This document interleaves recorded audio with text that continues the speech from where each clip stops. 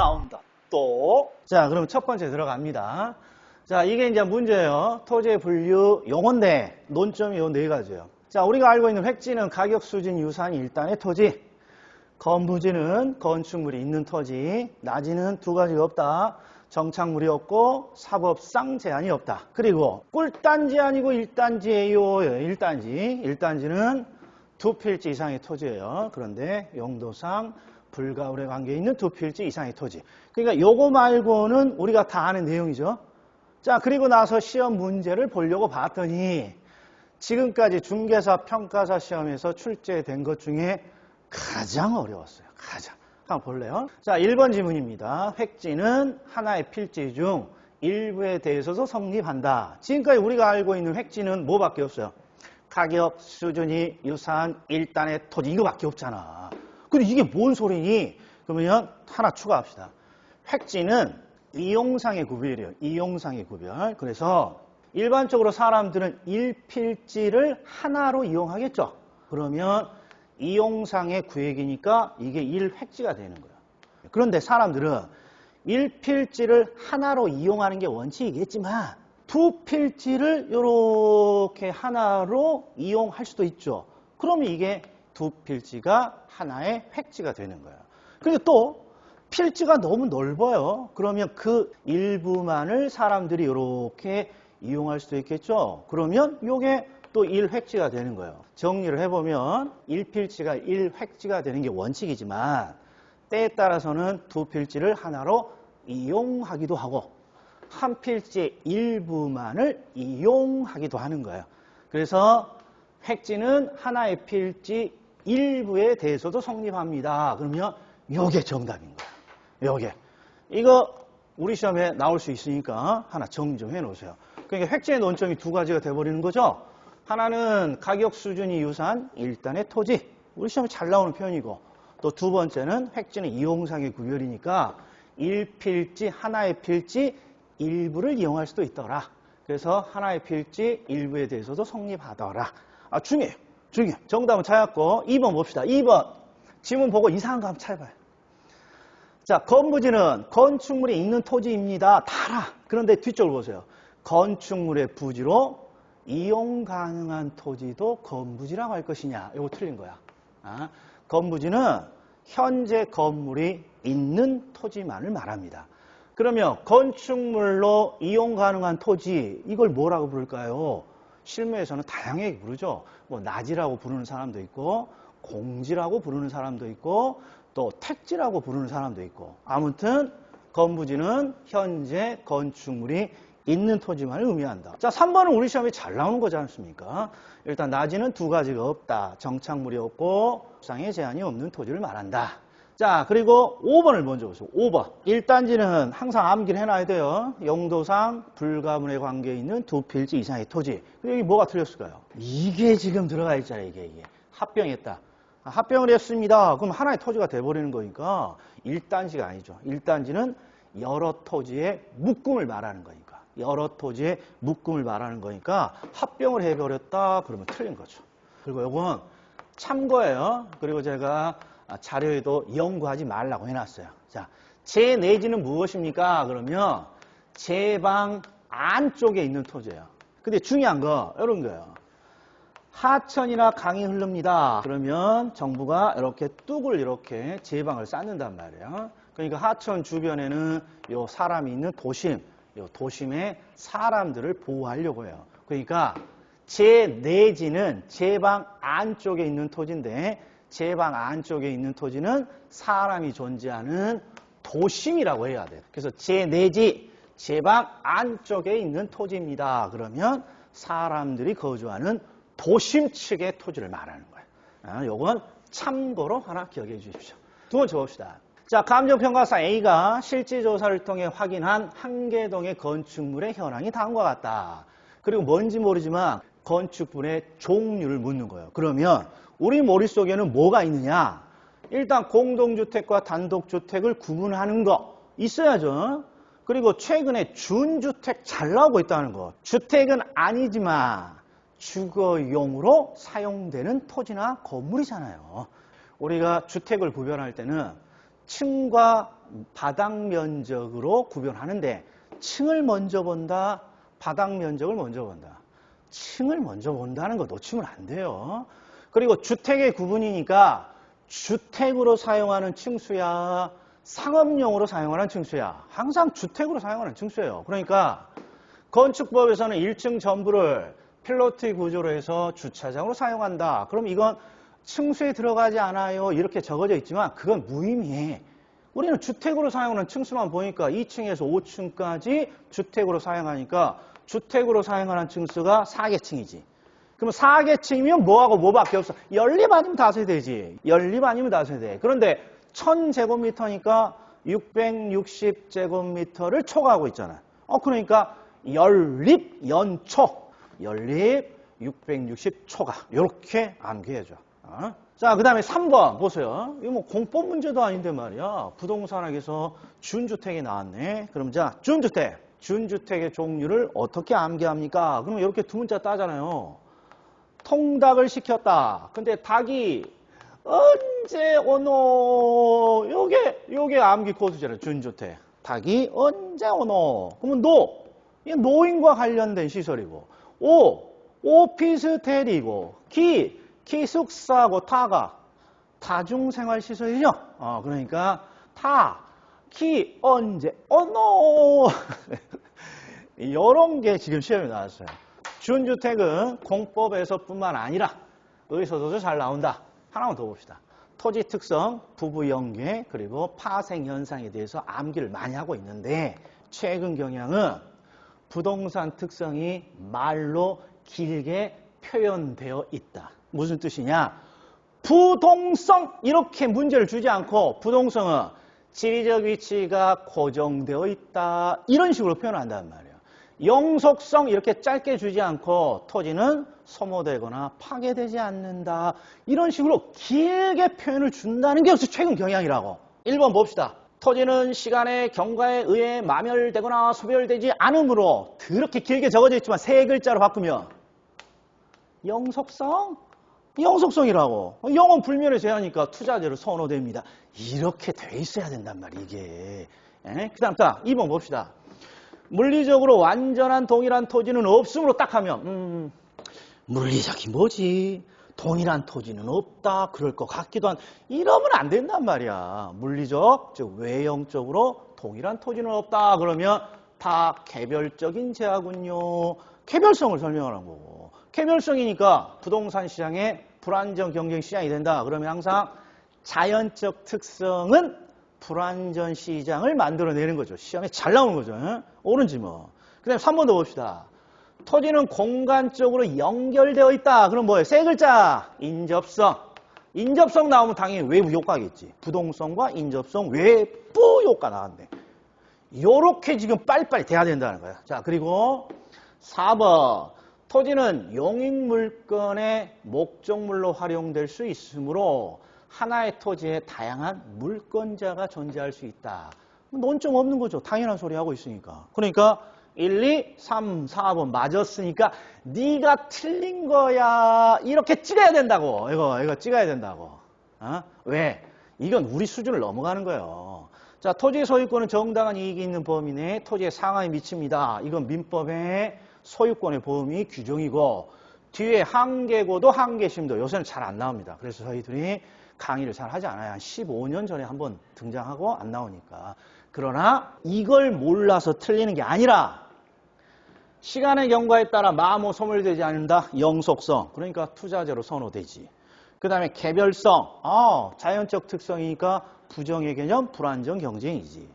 인접성. 그러니까 외부 효과지. 그 다음에 당연한 소리 하고 자빠졌구나. 5번 틀린지 뭐 이렇게 찾아야 된다. 이렇게. 그래서 조심할 거 혹시 모르니까 한계 심도가 달라. 한계 심도. 한계 심도는 법률로 정하는 게 아니라 조례로 정합니다. 조례. 근데 이거 암기하지 말고 1, 2, 3, 4번이 옳은 지문이니까 5번은 틀린 지문이야. 이런 게 요령이다. 이번에는 경제론부터요. 뭔지 모르지만 균형의 변화예요. 균형의 변화. 네 가지 규칙을 묻는 거죠.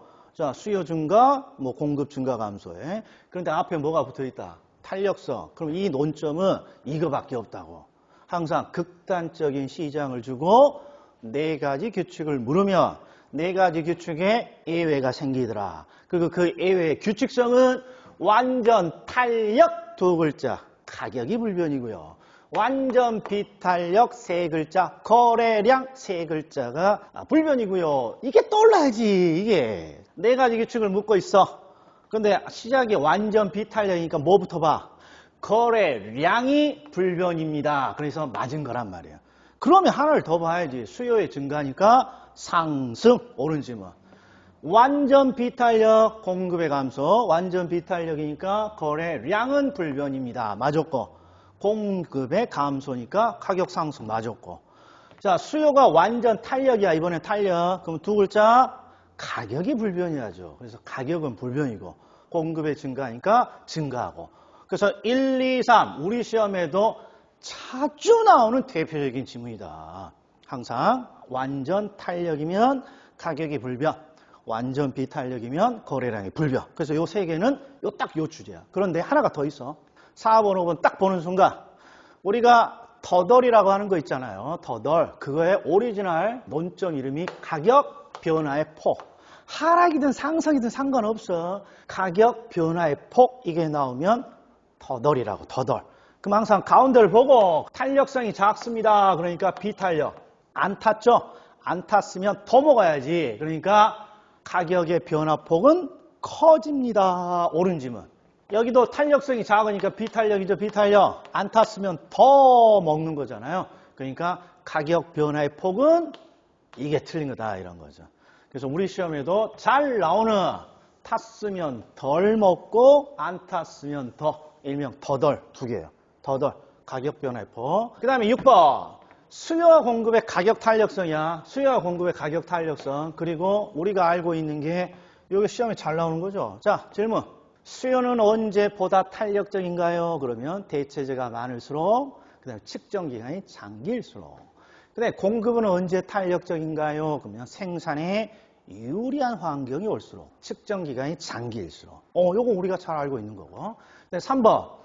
임대 사업자가 임대 수입을 증가시키고자 하는데 어떤 전략을 써야 됩니까? 그럼 암기 코드가 임차인이 똑똑하면 낮춰주고, 임차인이 멍충이 안 똑똑하면 덤탱이를 씌웁니다. 요 암기 코드잖아요. 자, 그럼 봅시다. 문제. 측정 기간이 깁니다. 그럼 당연히 탄력이지. 탄력. 더 탄력적으로 바뀝니다. 맞았고. 자, 생산 요소를 쉽게 얻을 수 있습니다. 그럼 생산의 유리 분리. 생산의 유리죠. 생산의 유리. 그러니까 생산량이 확 변하는 탄력적이고. 이런 거 틀려갖고 오면 안 된다. 자, 3번은 뭐가 보입니까? 이게 보야죠. 전체 임대료 수입. 전체 임대료 수입은 증가합니까? 감소합니까? 요거 찾으라는 거잖아요. 그럼 암기 코드. 자, 수요가 탄력이네. 똑똑. 그러면 낮춰줘야죠. 낮춰. 자, 임대료가 상승했어. 그러니까 낮춰줘야 되는데 잘못 전략을 짰잖아요. 그러면 전체 임대 수입은 는다, 준다. 잘못했으니까 오히려 감소하게 됩니다. 똑똑이야. 낮춰줘야 돼. 근데 올라갔잖아. 덤탱이 씌웠잖아. 그래서 궁합이 맞지 않는다. 그러면 임대 수입은 느는 게 아니라 감소한다. 우리 시험에도 잘 나오는 논점이죠. 자, 대체재가 많을수록 수요의 탄력성. 대체재가 많을수록 탄력적입니다. 그러니까 5번이 정답이야. 자, 이것도 봐. 1번 우리 시험에 잘 나오는 표현이에요. 측정 기간이 길어지면 보다 탄력적이다. 그 다음에 공급. 생산이 유리해지면 보다 탄력적이다. 그 다음에 똑똑하면 낮춰줘야 되는데 덤탱이를 씌웠네. 잘못된 전략이다. 임대 수입은 감소한다. 대체재가 많을수록 보다 탄력적이다. 잘 나와. 이게 우리 시험에 안 나오는 문구는 요거밖에 없다고. 지금까지 한 것들 다 맞았으니까 여기가 틀렸겠지. 이렇게 해야죠. 우리는 이렇게 풀어야 된다. 자, 해석. 제품의 가격이 가계소득에서 차지하는 비중이 작다. 그러면 가격이 낮은 제품이라는 거예요. 가격이 낮은 제품. 1억짜리 물건이 있고 1,000원짜리 물건이 있어. 이때 가격이 10% 상승했다. 이렇게 해보자. 1억에 10%가 바뀌면 1,000만 원이야. 뭔가 액션을 취해줘야 될 것 같아. 근데 1,000원에 10% 하면 100원. 100원은 요새 길거리에 떨어져 있어서 저는 허리가 아파서 줍지도 않아. 100원 주스려다가 허리 숙였다가 허리 작살나면 큰일이잖아. 그러니까 가격이 이렇게 낮았을 때 가격이 변화하면 사람들의 반응이 그렇죠 거의 없는 거예요. 그러니까 가격이 제품의 가격이 얼마짜리인지는 모르지만 가계소득에서 차지하는 비중이 작다 그러면 가격이 싸다 낮은 제품이라는 거예요. 그러면 소비자의 반응은 그렇죠 줄어드는 거죠. 근데 반응이 탄력적은 반응이 심한 거잖아요. 그래서 비탄력이라고 해야 된다. 자, 이번엔 7번 부동산 시장이에요. 여기에 지금 기출이 어떤 내용을 담고 있냐? 효율적 시장. 그럼 우리가 암기하고 있는 게 효율적 시장은 두 가지가 출제된다. 효율적 시장을 구분하라는 거. 그 다음에 효율적 시장에서 초과 이윤을 어떻게 획득할 것이냐. 요거 논점. 그 다음에 할당 효율적 시장이 요새 잘 나오는 논점이에요. 할당 효율적 시장은 언제 할당이 이루어집니까? 그러면 초과 이윤이 없을 때. 초과 이윤이 없다는 건 먹잘 게 없다. 돈이 먹잘 게 없으면 자본은 돌아다니지 않고 멈춰 있다. 이게 할당되어 있다는 뜻이에요. 그러니까 초과 이윤이 없는 시장이다. 그리고 우리 시험에 잘 나오는 게 부동산 시장 등 불안전하더라도 할당이 될 수 있다. 그렇죠. 우리는 이제 이렇게 머릿속에 들어가 있다고요. 자, 그럼 이제 문제 풀어봅시다. 할당 효율적 시장은 완전 경쟁 시장을 의미하고 불안정 경쟁 시장은 할당 효율적 시장이 될 수 없다. 내가 아는 소리를 해라. 모르면 어때? 넘어가면 되지. 2번 완전 경쟁 시장, 강성 효율적 시장에서는 할당 효율적 시장만이 존재한다. 이거 중요한 문제지. 일단 우리 시험에 이거야. 완전 경쟁 시장은 경쟁 시장 중에 가장 센 놈이야. 완전한 경쟁이니까. 그럼 항상 누가 엮여 있어야 돼? 그렇죠. 효율적 시장에서 가장 센 놈, 강성이 나와야 돼요. 그래서 일반적으로 완전 경쟁 시장과 강성 시장이 이렇게 묶여 있으면 99%는 옳은 지문이야. 99%는. 근데 여기서는 왜 그렇습니까? 할당 시장은 뭐가 없는 시장이다? 초과 이윤이 없는 시장이야. 그럼 봐. 완전한 경쟁이 이루어집니다. 그러면 경쟁에 의해서 초과 이윤은 사라지는 거예요. 그 다음에 강성시장은 어떤 정보로든지 초과이윤을 얻을 수 없다잖아. 그래서 이 둘은 초과이윤이 없는 할당시장이라고 할 수 있다. 이거 중요하다. 그 다음에 3번 약성시장이야. 근데 과거 정보니까 초과이윤을 얻을 수 없겠지. 그 다음에 완전 경쟁시장은 완전한 경쟁을 통해서 초과이윤을 얻을 수 없는 거고. 그 중강성이라고 돼 있는데 공표된 정보는 물론 공표되지 않은 정보도 시장 가치에 반영되어 있다. 그럼 무슨 시장이에요? 공표된 정보, 공표되지 않은 정보. 공표된 정보, 공표되지 않은 정보. 모든 정보잖아. 그러니까 여기는 강성시장이 이렇게 와야 되는 거죠. 강성시장. 이 세 가지는 왜 틀렸는지 이해돼? 그럼 자 마지막으로 우리 시험은 매년 우리가 강조한 게 나와. 그런데 표현이 달라. 할당 효율적 시장에서 우리 시험에서 가장 많이 나왔던 정답이 부동산 시장 등 불안정 경쟁 시장이더라도 할당이 될 수 있다 없다? 있다. 봐. 불안정 경쟁 시장은 할당이 될 수 없다. 이봐. 이게 떠올라야 된다니까. 그러니까 지식을 넓히는 게 중요한 게 아니라 우리가 아는 이미 알고 있는 내용이 다르게 표현됐잖아. 이렇게 표현되더라도 논점을 끄집어낼 수 있어야 된다. 자, 시장 실패가 나왔으니까 여기는 정책이죠. 그럼 이미 우리 머릿속에 뭐가 들어가 있어야 되냐? 시장 실패 원인은 시험에 잘 나와. 공공재, 외부 효과, 불안정 경쟁, 정보의 비대칭성, 위험 불확실성. 이게 지금까지 우리 시험에 나온 시장 실패 원인인 거죠. 이거 보세요. 시장 실패 원인으로 옳지 않은 거 딱 봤더니 외부 효과, 공공재 딱 보여야지. 그리고 정보의 비대칭성. 비대칭성. 3초 만에 끝나는 문제죠. 자, 불안정 경제. 시장을 실패시키고 요거 보세요. 이런 건 이제 필수적이 없는 거지. 그러나 시장의 조절 기능이 상실했습니다. 안 좋은 거. 안 좋은 거면 시장 실패 원인이겠지. 자, 9번입니다. 외부 효과. 우리 시장 실패 원인으로 두 가지가 잘 나옵니다. 외부 효과, 공공재. 그런데 최근 7년간에는 공공재만 시험에 나왔어요. 공공재만. 그리고 외부 효과가 안 나왔어. 그래서 요새는 저희도 강의 잘 안 해. 그런데 드디어 외부 효과가 나왔어. 그러니까 올해 외부 효과 대비해야 합니다. 자, 1번. 우리 시험에서 가장 많이 나오는 외부 효과는 공해를 뜻하는 부의 외부 효과죠. 그리고 항상 세트 매기가 있죠. 자, 외부 효과는 시장을 실패시킨다. 시장을 실패시키면 어떤 일이 일어납니까? 과대. 이게 항상 공해인 외부 불경제만 과대. 나머지는 과소고. 그 다음에 이건 안 좋은 거니까 정부의 규제고. 안 좋은 거니까 낫으로 시작하는 님비 현상이 나타나고. 이 정도는 우리가 머릿속에 들어가 있단 말이에요. 자, 1번 봅시다. 외부 효과의 정의를 물었어요. 외부 효과란. 자, 그리고 노랑이 쳐진 걸 봤더니 시장을 통하여 라고 되어 있죠. 이게 틀린 거죠. 항상 외부 효과에서 잘 나오는 용어 정리는 외부 효과는 시장을 통하지 않고. 이게 지금 노랭이가 없더라도 찾아내야 돼. 시장을 통하지 않고. 시장을 통하지 않았다는 건 무슨 뜻인가요? give and take의 원리가 깨져 있다. give and take 원리가 깨져 있다는 게 뭔가요? 공해라는 손해를 끼치지만 그 손해에 대해서 대가를 지불하지도 않고 뭔가 대가를 지불받지도 않은 걸 우리는 give and take의 원리가 깨졌다. 시장을 통하지 않았다. 이거 통했다 했으니까 틀린 거야. 그리고 여기 봅시다.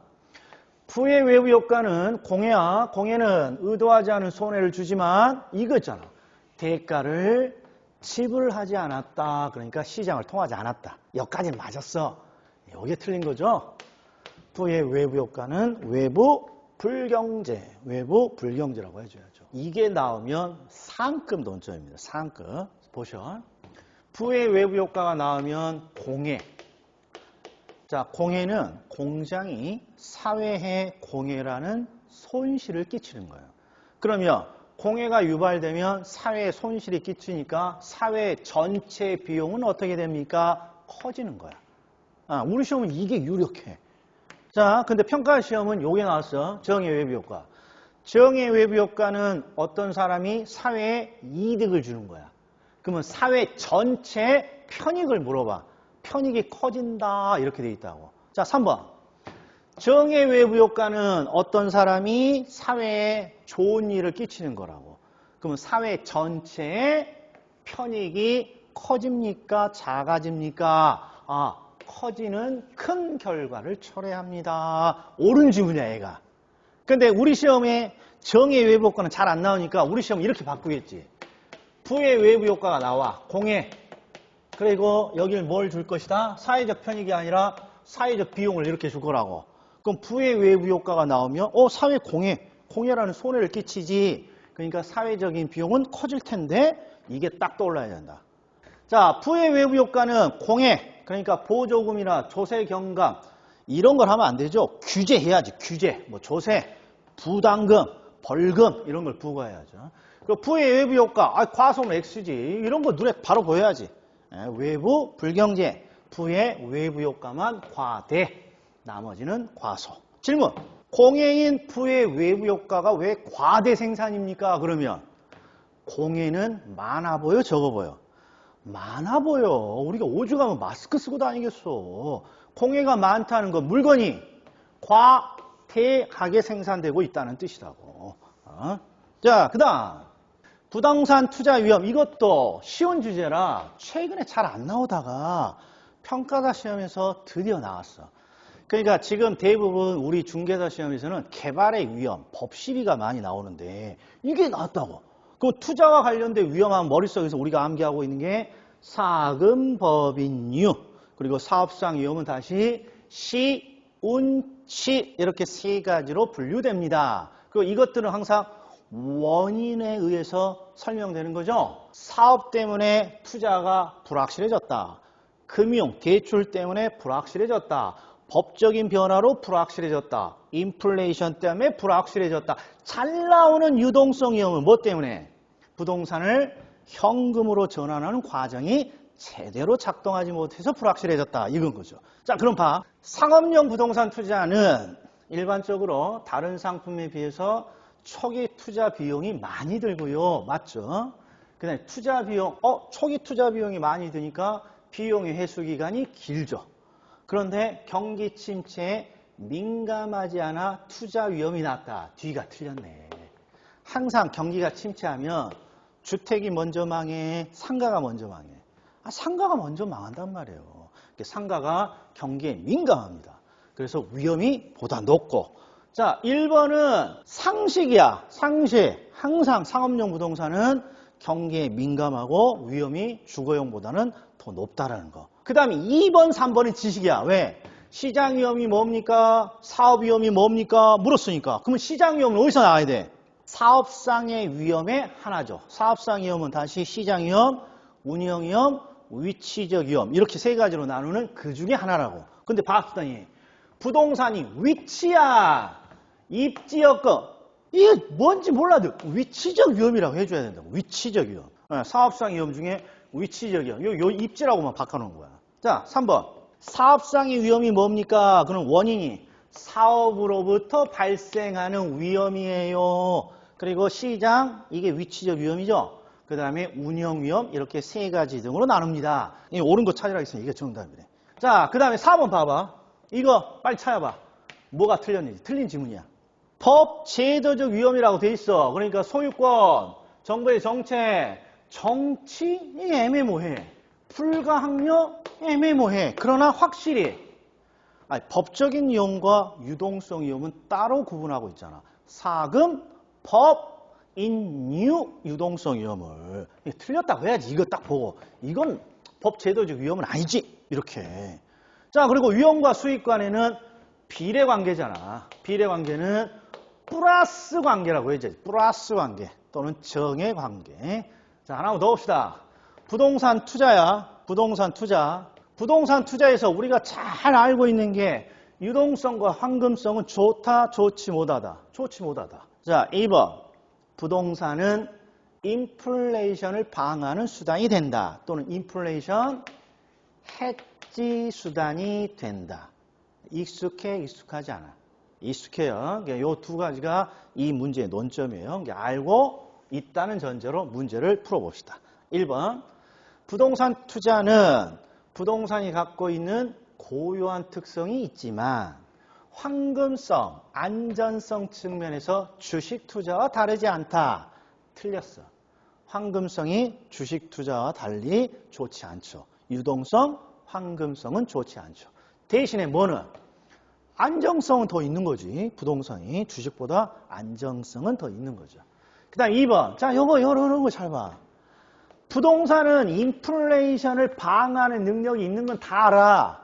그런데 그럼 인플레이션을 방어하는 능력이 있다면 디플레이션에도 좋은 대상인가요? 자, 인플레이션, 물가가 올라가면 돈의 가치가 떨어지니까 돈을 갖고 있는 것 대신에 돈을 실물 자산으로 바꿔놓는 게 유리합니다. 이거죠. 그럼 봐봐.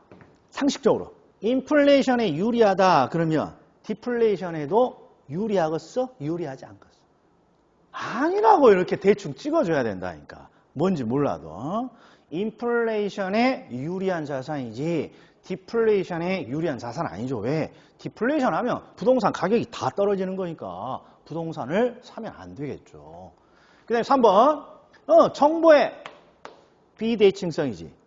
뭐 읽지 않아도 눈에 탁 보여야 된다고. 정보의 비대칭성. 틀렸어. 자, 4번. 부동산 투자는 부동산의 사회, 경제, 행정적 위치의 가변성 등으로 인해 부동산 시장의 변화를 면밀히 살펴야 된다. 자, 질문이야. 요거 일단 논점이 있어 보여, 없어 보여? 논점이. 부동산 투자는요, 부동산 시장의 변화를 면밀히 살펴야 해요. 이게 무슨 논점이야? 당연한 소리 하고 자빠져 있지. 그러니까 이런 걸 읽으면 안 된다고, 이런 걸. 가운데 뭔가 섞여 있는 지문을 읽지 말고 딱 주어하고 수로만 뺐더니 부동산 투자는 부동산 시장의 변화를 면밀히 살펴야 해야 됩니다. 당연한 소리 하고 자빠져 있잖아. 그냥 옳은 지문이지, 그냥. 자, 그럼 질문이야. 자, 이거 바꿔봐. 사회, 경제, 행정적 위치의 가변성. 이게 어디서 나오는 내용일까요? 이거 못 찾기만 해봐. 부동산 특성 중에 인문적 특성. 인문적 특성 세 가지가 용병사.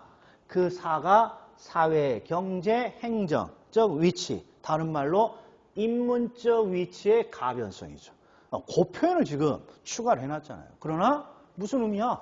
부동산 투자는 시장의 변화를 잘 살펴야지. 논점도 없는 당연한 소리 하고 있구나. 이렇게 가야 된다. 자, 5번. 투자의 금융성이라고 되어 있는데 금융성? 뭐 이런 건 전 처음 들어봐요. 근데 뒤를 봤더니 부동산을 현금으로 전환하는 과정. 뭔지 몰라도 유동성이 나와야 된다. 유동성. 자, 간만에 부동산 투자의 위험이 두 문제나 출제됐다는 거 꼭 확인하시기 바랍니다.